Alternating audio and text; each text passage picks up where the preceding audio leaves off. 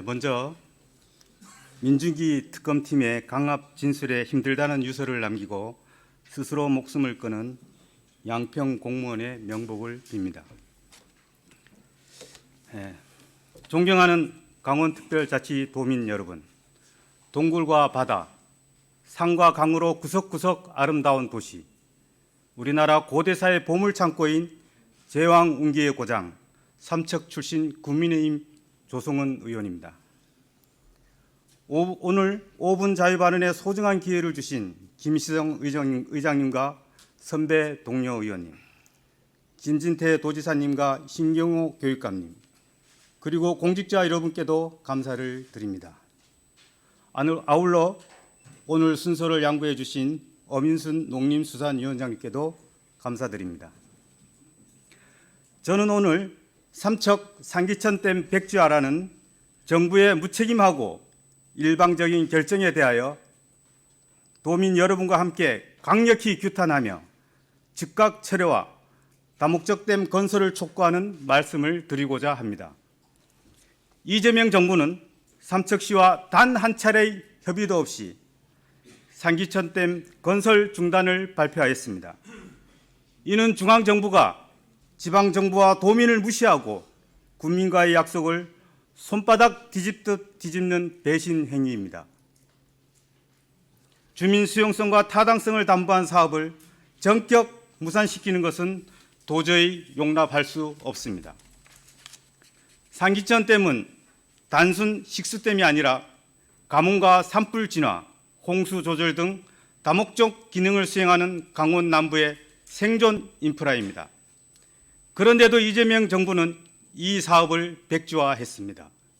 이것이야말로 탁상행정이며 기후위기 시대 강원도민의 안전과 생존권을 무참히 짓밟는 행태입니다.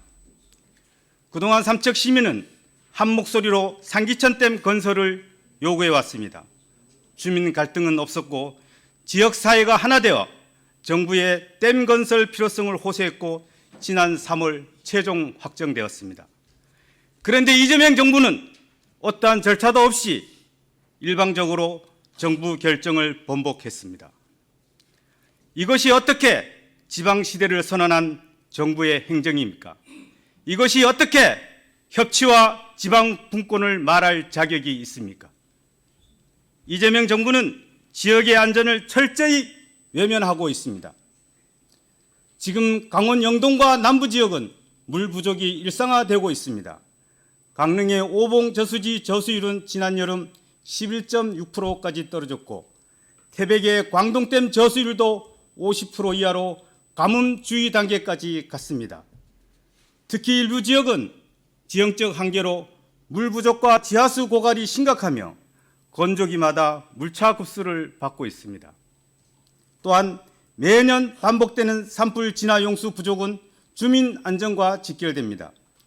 영동 지역에서 산불이 발생하면 진화 용수 확보가 어려워 매번 피해 지역이 확대되는 고통을 지역 주민과 산천이 함께 겪고 있습니다.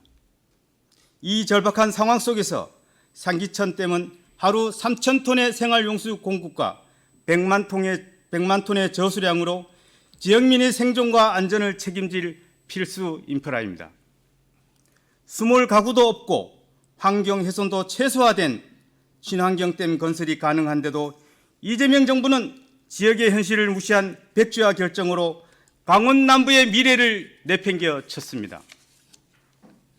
이재명 정부는 지방시대를 선언했지만 이번 상기천댐 백지화는 그 선언을 무색해 했습니다.